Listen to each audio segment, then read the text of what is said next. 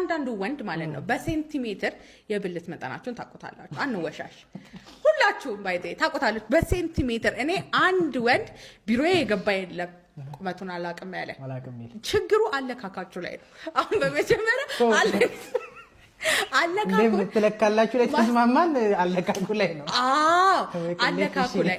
ብልት ከቆመ በኋላ ነው የሚለካው ቆይ የምር ግን የምር ሲሪየስ እግዚአብሔርና ያበቆስ ሰው አነሰኝ ብሎ ሲያስብ ነው የሚለካው ወይስ ኖርማሊ ሁሉም ወንድ ለማወቅ ነው የሚለካው ወይስ ፖርኖግራፊ የሚያመጣው ፒነስ ኤምቪ የሚባል ነገር ሰምታ ካለካም መለካት አለበት ብያስባለሁ አሃ ጭራሽ አሳይመንት ማለት አይ የምሬን ነው ባይቴ ካለካም መለካት አለበት ብያስባለሁ he has to know አለካኩ he has to ለምን እንደሆነ አንደኛ አለካኩን ከቆመ በኋላ ነው የሚለካው because honestly ካልቆመ ምንም ነገር አይሰራላችሁ why would you measure ሲሆን ነው ሮጦ ሄዶ የሚለካው anyway he gets morning erections እኮ አንድ ወንድ አይደለ by the way አንድ ወንድ ብልቱ መለካት ከፈለገ የመቆም ችግር ከሌለበት ችግር የለውም any time መለካት ይችላል ብዙ ጊዜ አጋጣሚዎችን ያገኛል ነው ሐሳቡ ገጠና እሺ ብቻ እንደዛ ነው ስለዚህ ዞሮ ቁመት መለካት ያለበት ከቆመ በኋላ ነው ከቆመ በኋላ ከ10 እስከ 13 ሴንቲሜትር ከሆነ በቂ ነው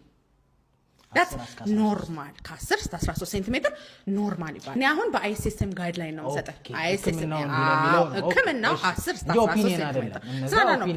it's not an opinion this is 10 እስከ 13 ሴንቲሜትር so ከ10 በታች ትንሽ ነው እንላለን ከ13 በላይ ትልቅ ነው እንላለን so ትልቅነቱ የሚያስፈራው ፓርት ምንድነው honestly it depends on the woman pain የሚፈጥርባቸው አይነት ሴቶች አሉ እንደዛ አይነት ሴቶች አሉ ስለዚህ እሱ እንትን ነው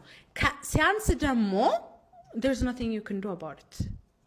አሁን በጣም እንትን የሚያደርግ ነገር አሁን ላርጎ የሚባል አለ ብዙ አይነት ባህላዊ ህክምናዎች አሉ ላርጎ የሚባል አለ ብልት ማሳደጊያ ብለው ያወጡት መድኃኒት አለ የሚጠጣ ነው የሚቀባ ነው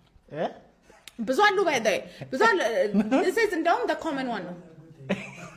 yeah the common one ነው ሳሙናው እንዳይቀቡ ሳሙናው አይደለም ላርጎ የሚባል ነው እና literally ላዩ ላይ ይላል